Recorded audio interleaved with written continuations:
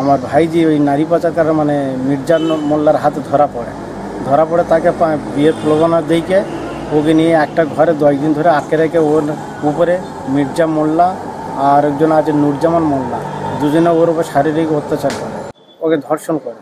আচ্ছা, এবারে সে ধর্ষণ করা থেকে তারপরে ওকে গোপনে একটা আমার ভাইজি শাবানা মণ্ডল, ও গোপনে ওদের একটা কথা শোনে যে ওকে বোম্বে থেকে 1 লাখ টাকা বেচাকেনা করে দেবে, বেচে দেবে।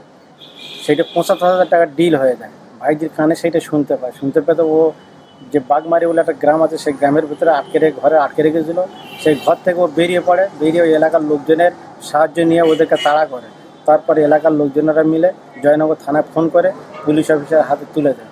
ভাইজি থানা পুলিশ অফিসারের কাছে লিখিত এফআইআর করেছে। আমরা চাচ্ছি ওই উপযুক্ত ওই রকম দুষ্কৃত যে আসামি যাতে না কোনো দিন ছাড়া পায় এবং উপযুক্ত যাতে শাস্তি হয়, সেই ব্যবস্থা আইনি আদালতের কাছে দরখাস্ত।